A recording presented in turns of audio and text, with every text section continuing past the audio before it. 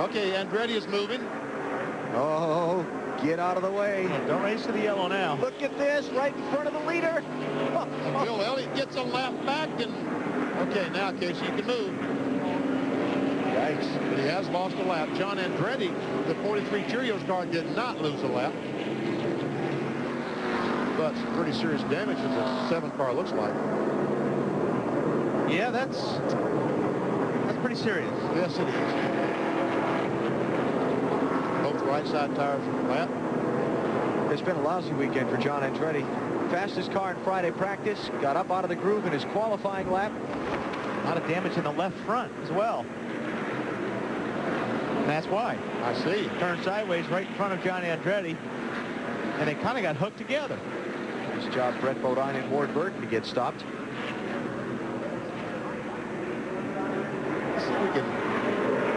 Yeah. So Andretti's got to have some pretty serious damage to his car, because he made pretty good damage, that left, pretty good contact with that left front on Casey Atwood's car.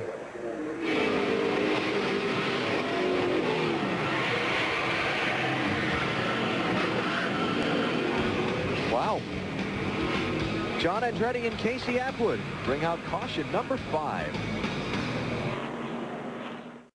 Here's our Koch family of drivers update.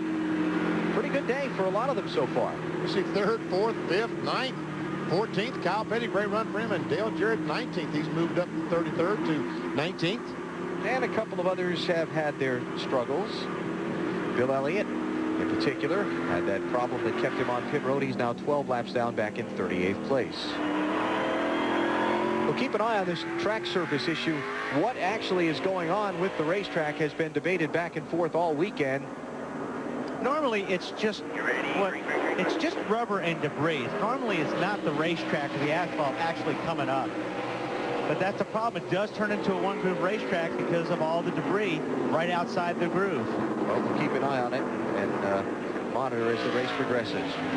Front 4 clear the lap traffic off the restart. Dale Earnhardt Jr., Matt Kenseth, Jeff Burton, and Tony Stewart are those drivers. Then you've got Kevin Harvick in 5th, Rusty Wallace 6th, Sterling Marlin 7th, Ricky Craven, Ricky Rudd, and Jeremy Mayfield making up the rest of the top 10. And you know, this brand new pavement will grind the rubber off tires quicker than old pavement. Down on this 1-mile track from our U.S. Army Sky Camp, courtesy of the United States Army and Army of One.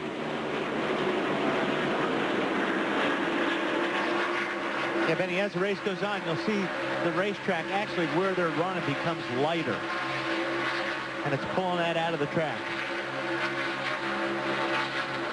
You know, Dale Earnhardt Jr., Tony Eury mentioned that they haven't been that great their last few times here. A 9th place finish here last July is his only New Hampshire finish, better than 21st in 5 career Winston Cup races. See, 24 of Jeff Gordon and Michael Walter trying to work their way back to the front. That's a battle back for the 19th position. Michael started in 16th, so he's kind of on station where he spent most of the day.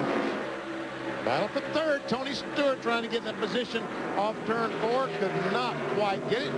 Jeff Burton, the 99, maintains. Oh, Tony just drives up under the back bumper of the Sitco car. Hey, the front of his car is working really good. If he can do that, he's not sliding the nose in traffic. Boy, that's important here at Loudon.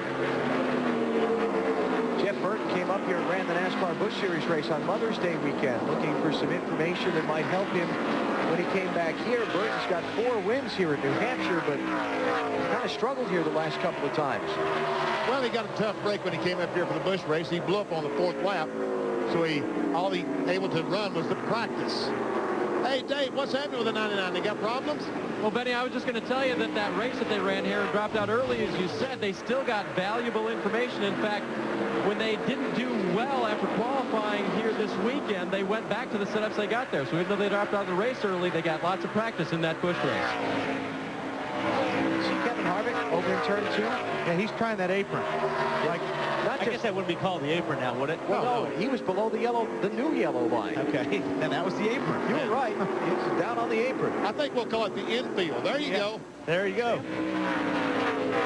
Rusty Wallace following him, saying, hey, I'll try that too. Hey, if you can find some grip, it doesn't matter. Wherever you can get in the car, you're looking for grip right now. That's why these guys are trying to drop the cars down below that yellow line. They think, well, maybe some more traction down there.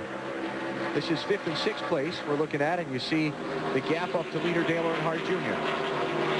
And that's what happens here when you're running a race. You can't work the high line. You have to keep moving down because of all the marbles and debris in the high line. You start moving down lower and lower. Try to get that car to work. I talked at the very top of the show about the cars to watch. Could they work their way to the front? Dale Jarrett, there he goes by Mark Martin. Wow, just blew by him. That's for the 17th position, so he is continuing forward, and we just saw him pass Mark. Bob Labonte is currently 23rd, and Elliott Sadler is 27th, despite his spin off turn 4. Rusty trying that low line into the corner to see if he can get a spot on Harvick.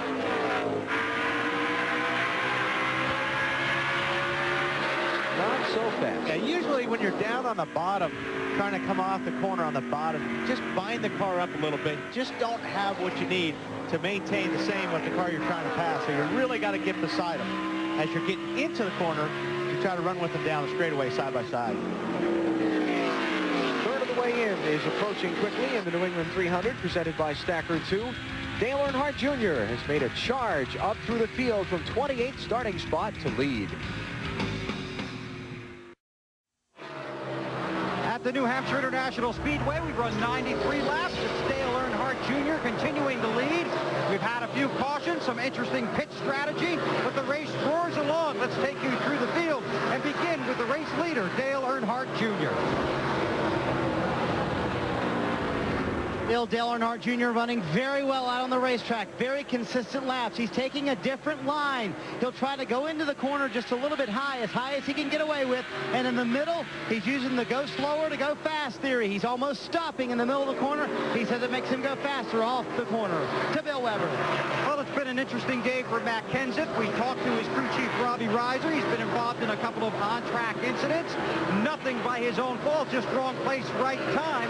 However, right now, he's in a pretty good spot, trying to chase down the 8 car, Matt's car. Not quite as good when he's behind the 8 as it is when he's in front. Matt? Bill, Tony Stewart trying to chase down the 17. Last year, 2 runs here, 2 fifth-place finishes, trying for another today. You heard Greg Zipadelli say the car was loose at the beginning of a run, but it would slowly get to him. You can see on the racetrack, the 20 car was very stout up the corner. That's exactly what Tony said. The car is stout up the corner, Dave.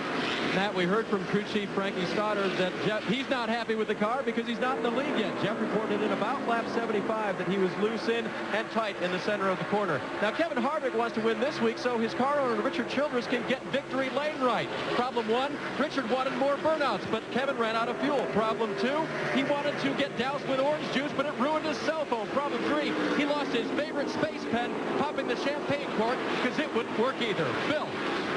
Rusty Wallace led a number of laps here early in the race. After pit stops, came out of the lead. He got mired back in traffic. His car not really as good back there. It took him forever to get around Sterling Marlin. Rusty, like a number of drivers, according to his crew, it takes forever for these tires to come in after a caution period. Burns? Hey, Weber, points leader Sterling Marlin wants his car to be looser. It's really tight right now. They did come in on lap 60 and change 4 tires and make a track bar adjustment, but it's still a bit tight for Marlin right now. Matt?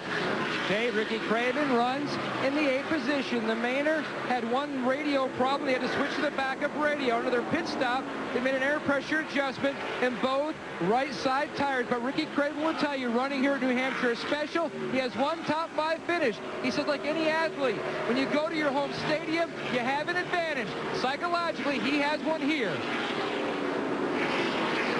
I think there's a big advantage psychologically for me when I walk out through the gate onto pit road, and regardless of what time of day it is, practice, qualifying, or the beginning of the event, I get a great response from the crowd, a welcome home type of cheer, and psychologically that's worth its weight in gold. Now, Mike Beam, his crew chief, will tell you this morning they made a number of changes. They couldn't count how many. They also made a gear change. They're turning a lot of RPMs, Dave, but a lot of other teams are turning tons of RPMs here, too. Matt, Kurt Busch's car is great today. He currently runs ninth. They tested at a track they never race on, and that kept themselves from comparing themselves to anybody else. They just worked on getting their car fast and getting their car handling well at the Milwaukee Mile. Matt? Now, Ricky Rudd runs in the 10th position. Remember, we showed you on pit road a very close call with a 24 car. He thought he had damaged the left front fender. They looked at it under the caution, and it turned out to be okay. He's on sticker tires right now. He said the car was extremely slippery, but his crew chief, Michael Fatback McSwain, said, give it some time. It will come to you. And 10 laps to go, that's exactly what Ricky said. The car is now coming in very nicely. Dale Earnhardt Jr. continues to lead. No change up front. He's out from Matt Kenseth by 1.14 seconds. Jr. taking the lead at lap 74. Marty?